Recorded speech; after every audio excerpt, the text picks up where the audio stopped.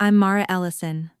I was 32 the night my father set 5 years of my work on fire in an old rusted barrel behind the house. He stood there in the yellow yard light.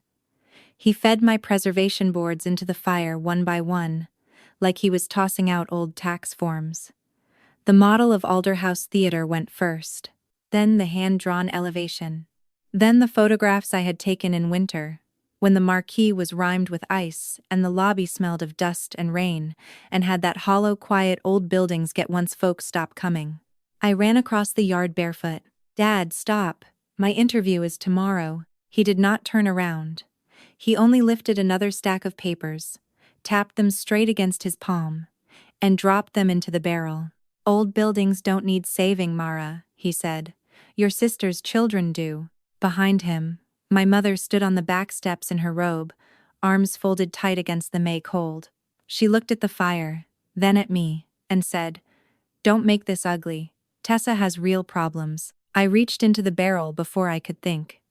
Heat bit the side of my hand. A corner of my grandmother's blue notebook came loose, black at the edges. On it was the tiny stage lamp she used to draw for me when I was little, the mark I hid in every Alder House plan. My father handed me a dish towel, as if I had spilled soup. 2 years later, that same little lamp appeared in a proposal worth $18.6 million. Not in my file. Not under my name. Owner my sister's. And the final integrity review was sitting on my desk. Now, let's begin the story. And here is a fun little challenge. Check your phone battery right now. If it is above 23%, comment 1. If it is below 23%, comment 2. Let's see which answer wins today. If you enjoy this story and would like to support our team, you can buy us a cup of coffee through the link in the description. Every contribution helps us continue creating more meaningful, emotional, and captivating stories for you. Thank you so much for your kindness and support. Now, let's begin the story. That was the part my family would leave out later, when they'd tell folks I had overreacted to a single. They would talk about the fire like it was a terrible mistake, one bad decision made under pressure, one father panicking because his oldest daughter needed help. But the fire was not where the story began. It began years earlier, in the quiet arithmetic of our house, where Tessa's needs were always emergencies, and mine were always flexible.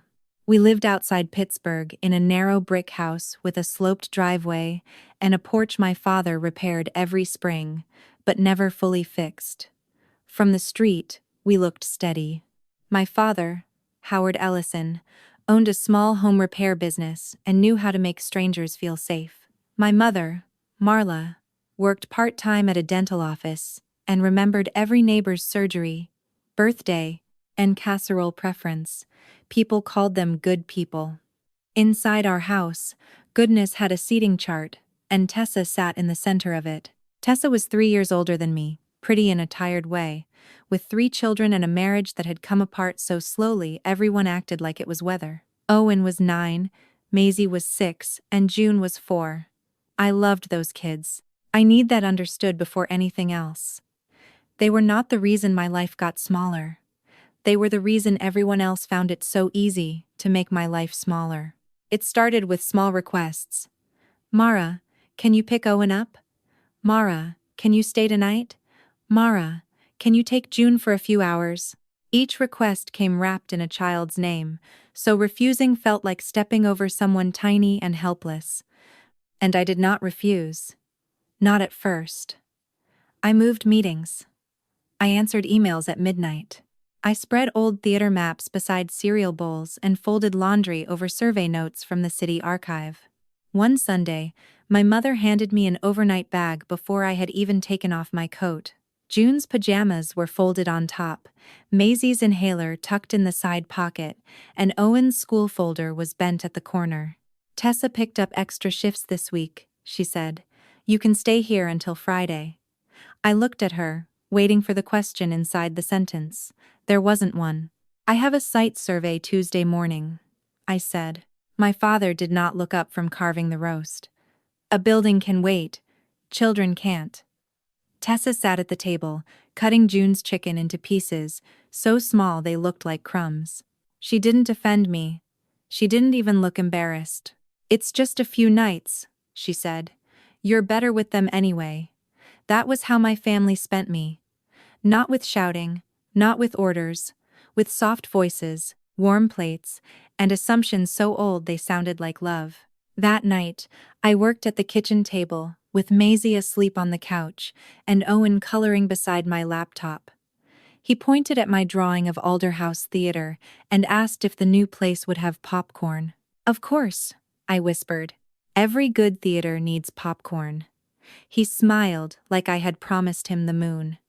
Then his juice cup tipped over, spilling across one of my survey sheets.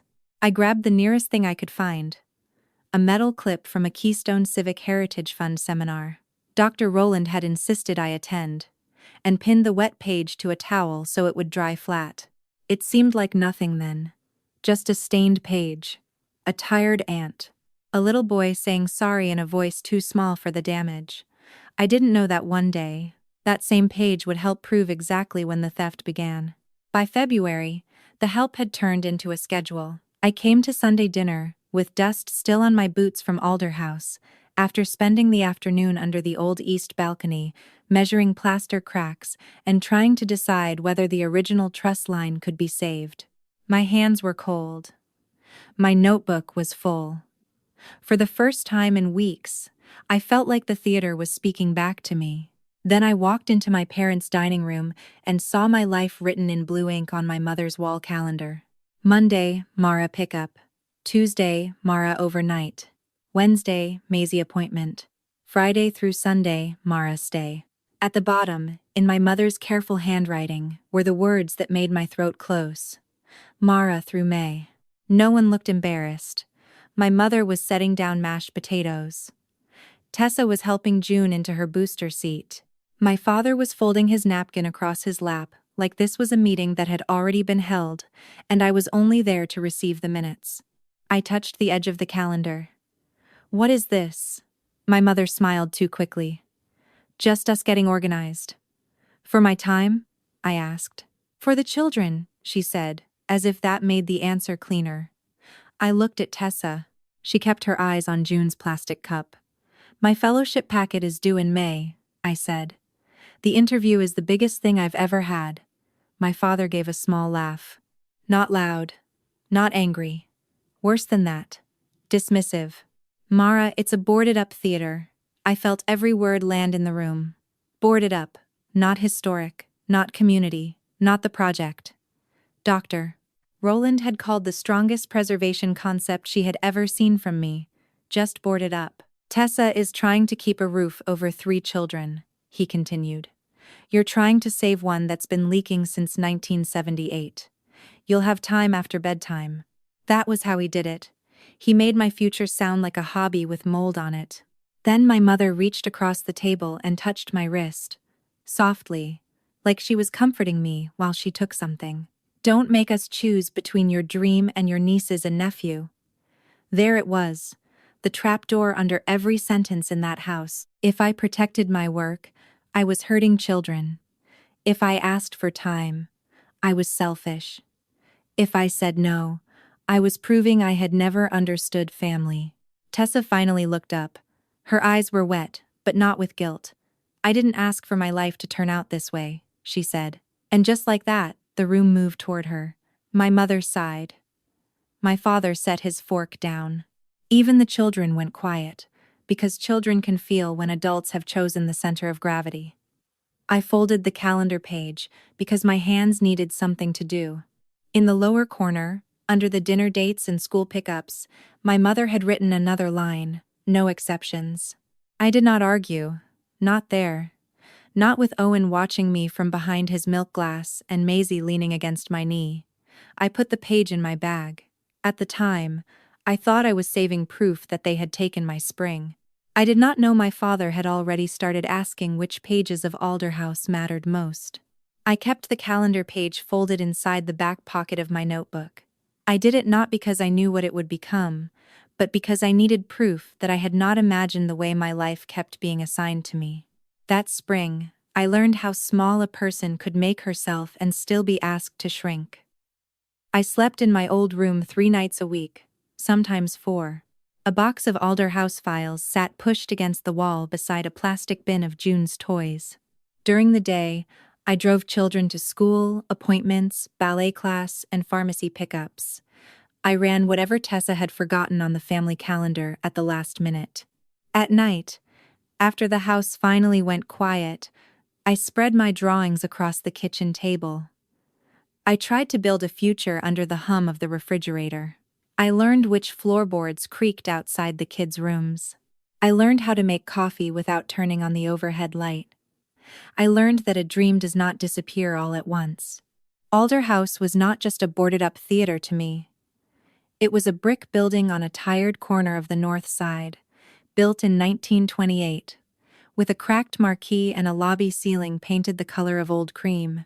When I was 10, my grandmother Eleanor took me there on a rainy Saturday, when the place was already dying, open only for Saturday matinees and church fundraisers. She stood in the aisle with her hand on the back of a velvet seat and whispered, "A town forgets itself one locked door at a time."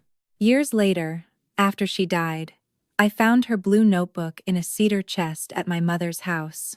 It was full of names, dates, ticket stubs, pencil maps, and stories she had collected from people who remembered Alder House when it still mattered. A veteran who met his wife there after a Christmas show. A widower who came every Thursday because the lobby was warm.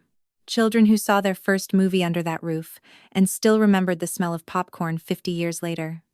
My grandmother had written in the margin, "People think preservation means saving walls.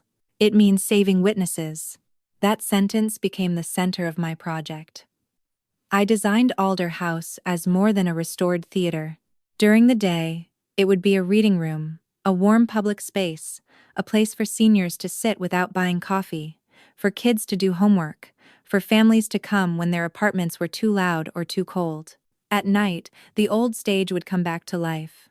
Small concerts, community meetings, school plays, nothing glamorous, just useful, just human.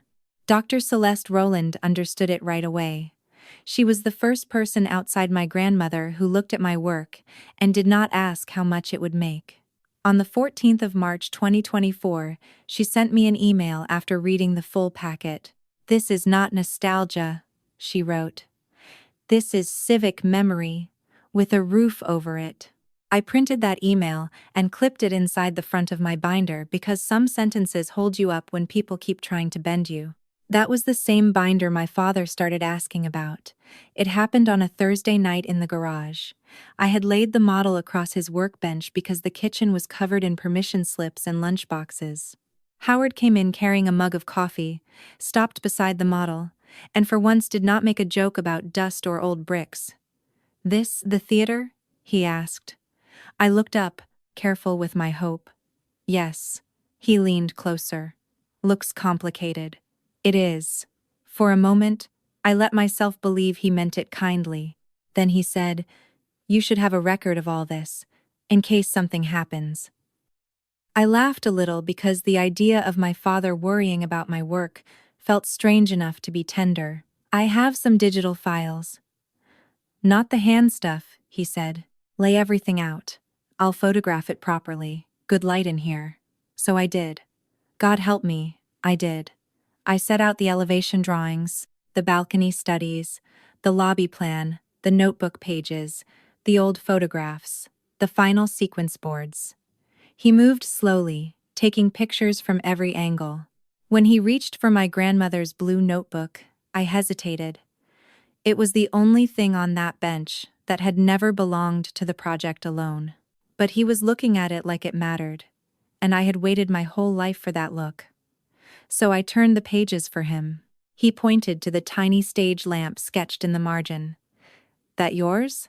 "Grandma's," I said. "I use it like a signature." He nodded, took another picture, and asked, "Which pages are the important ones?" I answered him. "Every single one." I pointed to the balcony studies, the lobby sequence, the stage lamp page, the old ticket stubs Eleanor had taped beside her notes. I told him which parts existed only on paper and which drawings would explain the whole thing to someone who had never stood inside Alder House. That was the night I thought my father had finally noticed what I was building.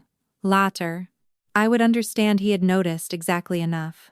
The next week should have belonged to Alder House. I had one final site visit scheduled, one last round of photographs to take before the fellowship packet was complete.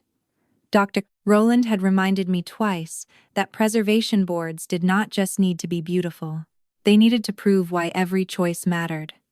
Why the east balcony stayed. Why the lobby opened toward the street. Why the old stage lamp in the threshold was not decoration, but memory made visible. I had planned the day down to the hour. Then Tessa called. Not crying. That would have been easier to resist. She used the tired, careful voice she used when she wanted everyone to hear how brave she was being. I have a meeting Thursday, she said, with Vera Sloan. I knew the name. Everyone in Pittsburgh Preservation knew the name. Vera ran Northbank Renewal Alliance, the kind of nonprofit that appeared in newspaper photos with shovels, donors, and ribbon cuttings. That's good, I said, because I was still trying to be fair. She wants to hear ideas for community spaces, Tessa said. Something about mothers rebuilding neighborhoods. I thought maybe you could send me a little of your Alder research. Just language, not your project. I looked at the binder on my desk. My grandmother's notebook was tucked inside it. Dr. Rowland's email was clipped to the front. 5 years of work sat there, organized, labeled, waiting for the first room where it might finally be taken seriously. No, I said. The word felt strange in my mouth. Small, but sharp. It was not a speech. It was not a rebellion. But in my family, no was already a scandal. Tessa was quiet long enough for me to hear one of the kids yelling in the background. It's not like I'm stealing it, she said. I just need help sounding prepared. After the fellowship, I told her, I need to submit it under my name first. That night at dinner, my refusal had already become something else. Not protection. Not professional caution. Selfishness. Howard set down his glass and looked at me like I had disappointed the family in front of guests, though there were none. Your sister finally gets a chance to meet someone who can help her get on her own feet. I'm not stopping her from standing, I said. I'm asking her not to stand on my work. Marla closed her eyes like I had used an ugly word at the table. Mara, she said, don't turn this into ownership. Families share. Families ask, I said. That was the closest I had come to raising my voice. The room reacted like I had thrown a plate. Tessa's face tightened. Howard leaned back. My mother pressed her fingertips to her mouth. Tessa whispered, You know, not everybody can duck into school or old buildings when life gets hard. I looked at her then, really looked, the tired eyes, the soft sweater with baby food on one sleeve, the woman everyone treated like a wound that could never be touched. I almost apologized. That was the muscle memory they had trained into me. Then Howard said, You will take the kids Thursday. I stared at him. I have my final site visit. Tessa has a meeting. So do I. No, he said. You have photographs to take. She has a door opening. The next morning, I opened the old family laptop by the printer, the one everyone used for school forms and appointment sheets, because my mother still refused to print from her phone. I needed Owen's permission slip. Instead, I saw a folder on the desktop, Alder Language Test Pitch. For a moment, I just stood there with my hand on the mouse. Inside were 3 copied paragraphs from my draft. Not enough to be the whole theft, not enough to accuse without sounding dramatic, but enough to make my stomach go cold. When I confronted Tessa, she did not blink. You don't own words like community and memory, she said. I still went to Alder House that Thursday. I went late, after school pickup, after Maisie's appointment, after June cried because I was not Tessa. The light was wrong by the time I arrived. My photographs came out flat. I missed Dr. Rowland's call about one final fellowship form because my phone was on silent in the old balcony. When I listened to the voicemail in my car, the streetlights had already come on. Mara, Dr. Rowland said, call me back tonight. This form matters. It timestamps your authorship before the interview. I sat there in the dark, looking at the cracked marquee through my windshield. I changed my passwords after that. But the important pages had already been copied. I called Dr. Rowland from the car, with my headlights pointed at the theater. My hands still smelled faintly of dust from the balcony rail. She did not scold me for missing her call. That was one of the reasons I trusted her. She listened first. Then she said, "Mara, I need you to understand something. Work like yours can be loved, but it also has to be dated. Protect the chain. Save every version. Send copies somewhere your family can't reach." She could only teach me how not to leave it undefended. I went back to my apartment that night, instead of my parents' house. The place looked strange, because I had spent so little time in it that spring. There were clean mugs in the cabinet, and unopened mail by the door, proof of a life I technically owned but barely used. I sat on the floor with my laptop, my binder, and the few drawings I had not left in the garage. I scanned until almost 3 in the morning. Not everything. Not enough. But more than I would have had if I had kept trusting people who called access love. The scanner hummed in the quiet apartment like a small machine trying to keep me from disappearing. The next morning, I made a list. Cloud folder, external drive, email to myself, email to Dr. Rowland. Photograph the model again, photograph the notebook pages I still had. Record the date Howard took pictures in the garage.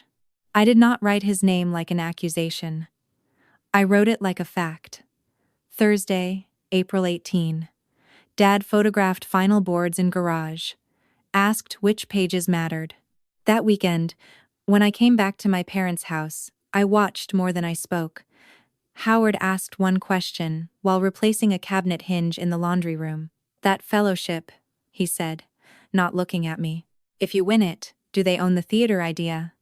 The hinge squeaked once. I remember that sound clearly. "No," I said. "The authorship stays mine. The fellowship just funds development." He nodded, like he had only been making conversation, but his face went still. Later, I checked the family laptop again. The Alder language folder was gone. Not deleted cleanly. Just removed from the desktop by someone who thought hiding a thing was the same as undoing it. In the downloads folder, I found a file name I had never seen before. Tess, Vera, Community Pitch, V2. I did not open it there. I took a picture of the file name, the date modified, and the folder path, then emailed the screenshot to myself. I printed Owen's school form and put it in his backpack with the same calm hands. That was the first time I understood something had shifted in me. I was still tired. I was still scared. I still loved the children asleep upstairs. But I was no longer trying to convince my family to be fair. I was beginning to learn what Dr. Rowland meant. People remember badly. Records don't. I did not know yet that it led from Tessa's pitch to my father's camera. The night before the fellowship interview, I stayed at my parents' house because the model was too fragile to move twice. I told myself it was practical. The garage had the workbench. The boards were stacked there. My car was in the driveway. At 7 in the morning, I would load everything, drive downtown, and stand in front of people who still believed a building could matter if someone explained it well enough. By 10:40 that night, the house was quiet, in the false way my parents' house got quiet when something had already been decided.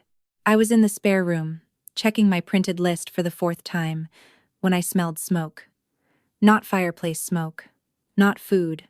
Something sharper. Treated paper, foam, glue. I went to the window first and saw orange light moving behind the shed. I do not remember putting on shoes. I remember the cold ground under my feet. The backyard opened in front of me like a place I had seen in a dream and refused to believe. My father stood beside the burn barrel in his work jacket, feeding my final boards into the fire with both hands. The model was already inside, buckling. The little balcony, I had rebuilt 3 times, sagged into black wire. "Dad," I said. It came out too small. "Dad, stop. My interview is tomorrow." He looked at me then, calm, almost tired. I know exactly what tomorrow is. That sentence did something to me.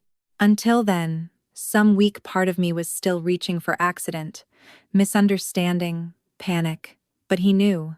He had known where those boards were going. He had known what morning they were meant for. He lifted my grandmother's blue notebook and held it over the barrel like it weighed nothing. I lunged before I thought. Heat slapped my face. My hand caught one loose corner before the flame did. Pain shot up my wrist so fast I lost my breath.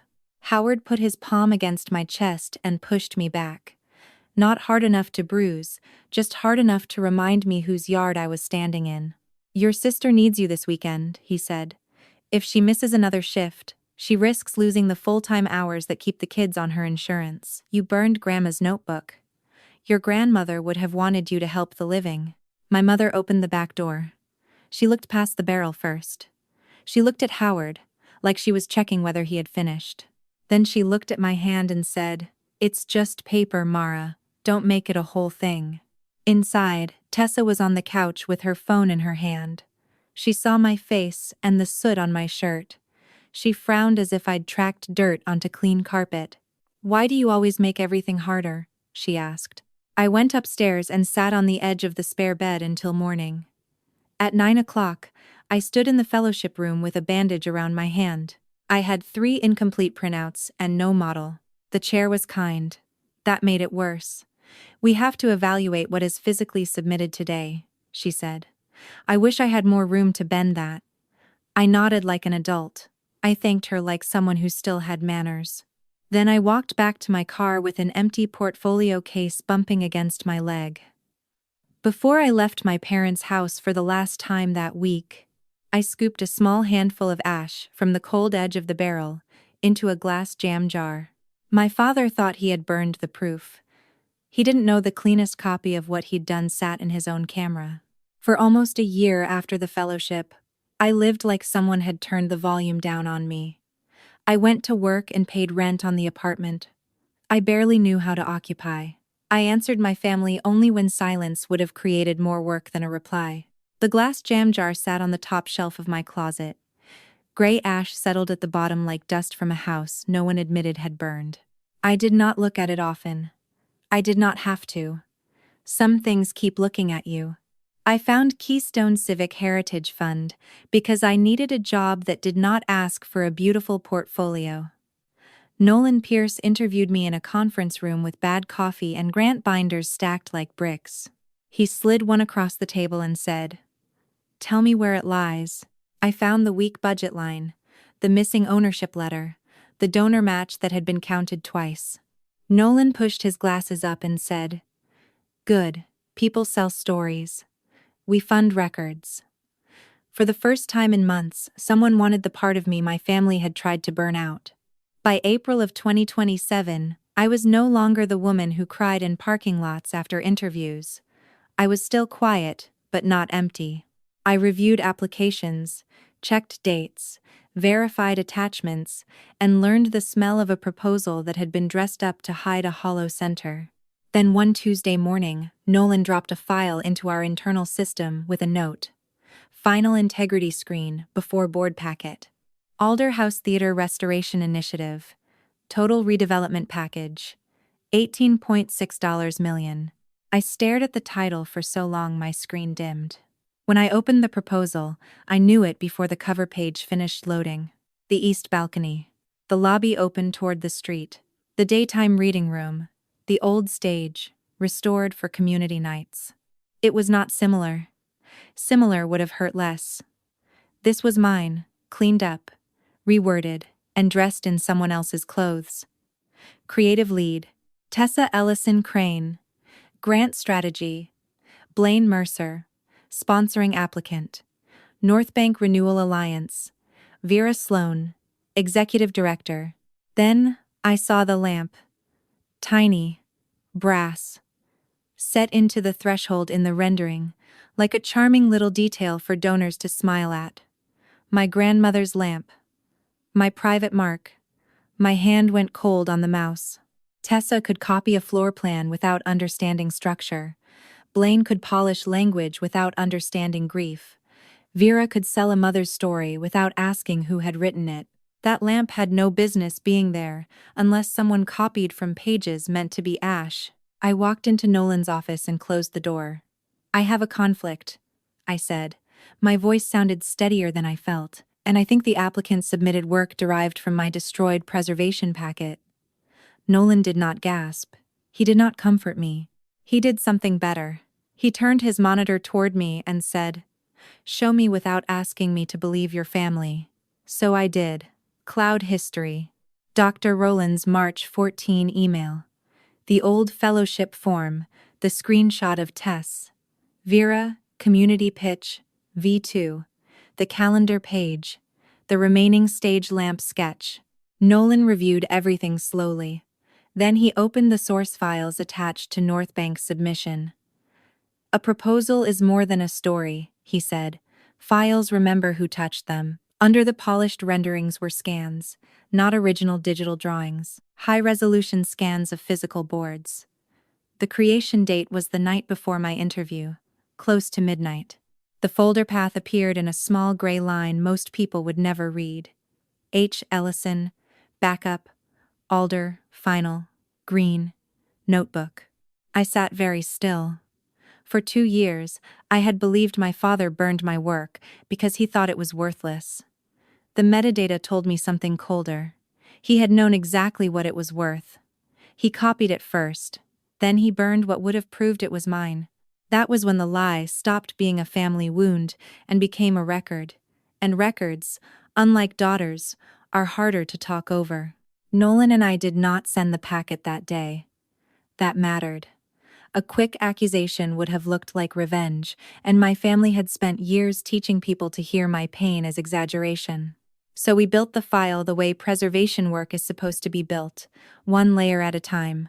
Cloud history, mentor email, fellowship record, metadata, folder path, screenshot, the stage lamp, side by side. No single piece had to carry the whole truth. Together, they made the lie too heavy to lift. Still, before anything went to the board, I wanted one thing for myself. Not justice, not forgiveness, just certainty.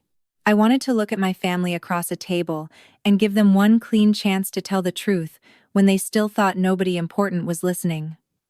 So that Sunday, I went to dinner at my parents' house.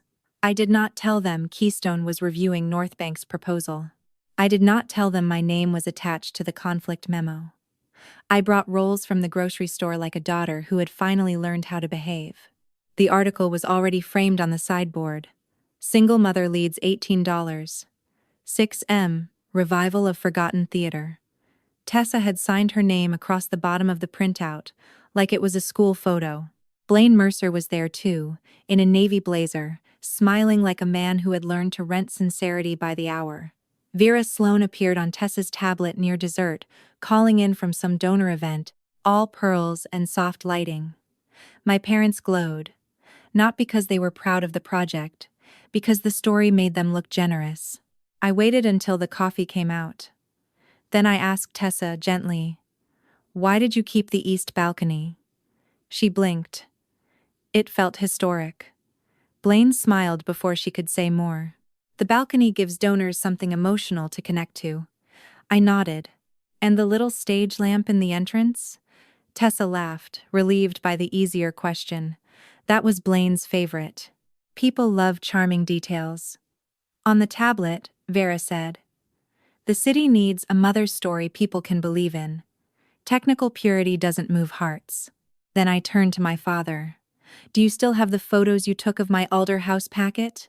His face did not move. "I never took photos." He cut his pie with the side of his fork. "You always remembered things bigger than they were." My mother set down the coffee pot too hard. "Let your sister have one good thing, Mara." There it was. Not denial because they were innocent. Denial because they still treated my silence like part of the furniture. I smiled. Not because anything was funny. Because the last door had closed exactly the way I needed it to. I had offered them a clean room and watched them track mud across it. When I left, Howard walked me to the porch and said, "Don't embarrass this family over old paper." I looked at him, at the porch light on his hands. The same hands that had held my grandmother's notebook over a fire, and said nothing. They went back inside, thinking I had swallowed it again. They didn't realize that, this time, the record had heard every single word. The presentation took place the following Thursday, in a glass-walled conference room on the 12th floor. It was the kind of room built to make every decision look clean. Downtown Pittsburgh sat below us in gray blocks and bridges. On the screen at the front was Alder House Theater, lit in warm gold, restored by people who had never stood in its dust long enough to cough. Tessa arrived in a cream blazer I had never seen before. Blaine carried the laptop. Vera moved through the room shaking hands like she had already won. My parents came too, sitting behind Tessa as family support, Howard with his arms crossed, Marla holding a tissue she had not needed yet. Nolan sat beside me with the integrity packet closed in front of him. Tessa used the voice she pulled out when she wanted people to admire how much she'd survived. Alder House was always personal to me, she said. As a single mother, I understand what it means to need a place that holds a family together. A few board members nodded. Vera smiled. Howard looked at me once, just long enough to remind me that I was expected to behave. Marion Keene, a retired librarian on the board, leaned toward her microphone. Miss Crane, why did your proposal preserve the east balcony, instead of opening that space for lobby expansion? Tessa's eyes flicked to Blaine. Just once, but I saw it. Blaine stepped in smoothly. The balcony gives the project emotional continuity, he said. It helps donors feel the past. I folded my hands on the table. Emotional continuity is not why the balcony stayed. The room turned toward me. My voice did not shake. That surprised me more than anyone. Removing it would interrupt the original 1,928 truss line. It would also triple the reinforcement cost. That was in my preservation memo from March 2024. Blaine smiled like I was a problem he had handled before. With respect, this seems like a family disagreement over similar inspiration. Vera added softly. We are here to fund community healing, not punish a mother because she doesn't speak in technical jargon. That was the old trick in a new room. Make the truth sound cruel. Make the lie sound compassionate. I opened the first folder. Not all of it, just the first stone. This is an email from Dr. Celeste Rowland, dated the 14th of March, 2024, I said. It discusses the east balcony, the lobby sequence, and the stage lamp threshold detail under my name, before Northbank ever submitted this proposal. I slid copies across the table. Tessa stared at the paper without touching it. Howard's face stayed hard, but Marla's tissue finally moved to her mouth. Marion read the first page, then looked up at Tessa. Miss Crane, she said, can you explain why your proposal contains these same elements? Tessa opened her mouth. Blaine answered first. That's when the room started to see who'd really built the story. Blaine cleared his throat and spread his hands. He acted like he was calming a room that still belonged to him. Creative work overlaps, he said. Miss Ellison may have explored similar themes, but Northbank's proposal is a developed civic initiative. He looked at me on the word themes, as if my 5 years had been a mood. I opened the second folder and placed the cloud history on the table. Version dates, file names, revision notes. Alder House had grown under my account from 2019 to 2024. Not themes, not overlap. A record. Tessa leaned forward then, her voice thin. You showed me things. We talked about it. Families share ideas. My mother nodded too quickly. Mara was helping her sister. She has always helped. I turned to her. Helping is when someone asks, and I say yes. This was taken after I said no. Nolan slid over the screenshot from the old laptop. Alder language Tess, pitch. Then Tess, Vera, community pitch, V2. The date sat there quietly, the way dates do, refusing to soften for anyone. Vera's face changed first. Not guilt, calculation. Northbank was assured all materials were cleared, she said. Blaine looked at Tessa. Tessa looked at Howard, Howard finally spoke. Enough. She lost her chance with that theater. Tessa did something with it. The room went still. There are sentences people say when they forget the room has changed. That was one of them. I looked at my father and said, "No. You made sure I lost my chance." Howard laughed once. "I never touched your files." Nolan opened the source file report. The renderings submitted by Northbank were built over high-resolution scans, he said. Those scans were created the night before Miss Ellison's fellowship interview. He paused, then read the path aloud. H. Ellison, backup/Alder, final/Green, notebook. Marion Keene turned toward my father. "Mr. Ellison, is H. Ellison you?" Howard's mouth opened, but no clean sentence came out. My mother whispered, "Howard." It was the first honest sound she had made all day. He recovered badly. I backed up some things. That doesn't make it theft. I took the small remaining sketch from my folder. The scorched corner held my grandmother's stage lamp, and I placed it beside Northbank's rendering. Same lamp, same placement. Same private mark, copied by people who did not know what it meant. "You spent one daughter," I said, looking at him, "to decorate another daughter's life." Tessa started crying then, but not for me. Blaine said nobody audits inspiration. Blaine snapped, "Do not put your words in my mouth." Vera pushed her chair back from the table like distance could save her. Marion closed the packet in front of her and said, "This board will suspend consideration pending formal integrity review." My father looked around the room and found no one willing to call the fire a family decision anymore. That was when his face finally changed. The suspension was only the first sound the truth made. It was not the end. Within 10 days, the board issued its formal finding: material misrepresentation of authorship. Northbank lost lead applicant status for 3 years. Vera Sloan resigned before they could vote her out. Blaine Mercer's name went onto Keystone's ethics watch list, and 3 consulting contracts disappeared from his website by Friday. Tessa's title, creative lead, vanished from every public page, like someone had finally turned off the lights behind her. My family did not call to apologize. They called to manage the damage. My mother cried first. "We're still your family," she said. "Can't we just move on?" I was standing in my kitchen with the glass jam jar on the counter between us, though she could not see it. "You can move on," I said.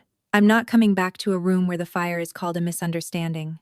She went quiet, then whispered, "Your grandmother would hate this." For once, I did not let her borrow a dead woman to silence me. Howard called the next morning.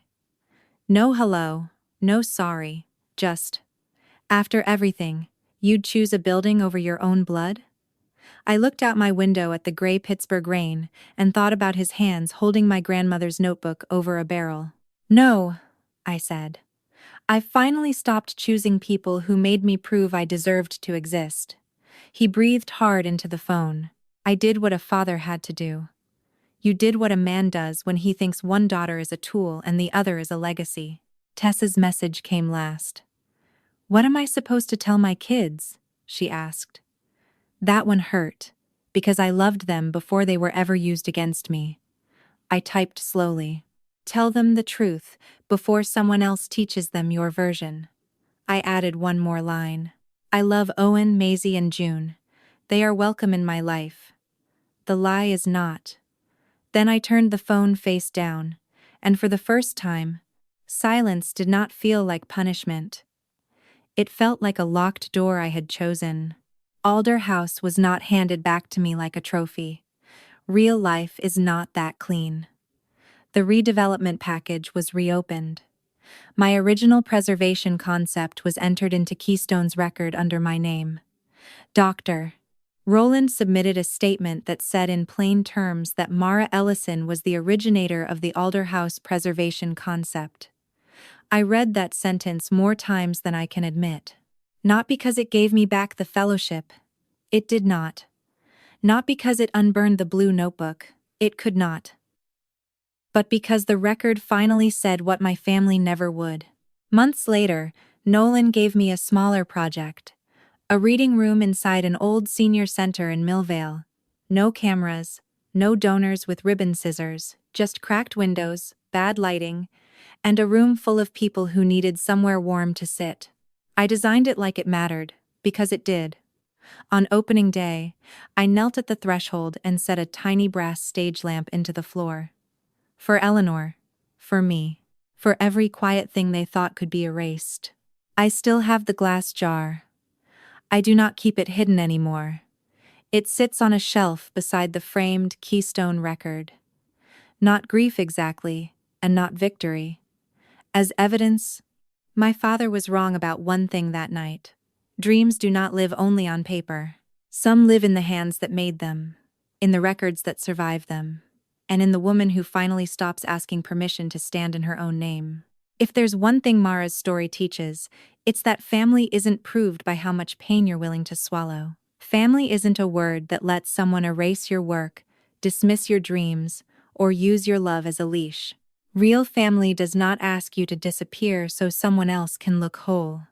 It does not require one person to bleed quietly while everyone else calls it peace.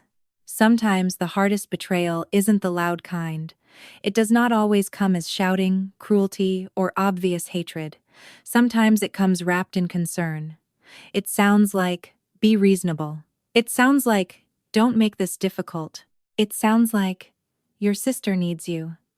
And because those words touch the softest parts of us, we start doubting our own pain. We start thinking boundaries are selfish.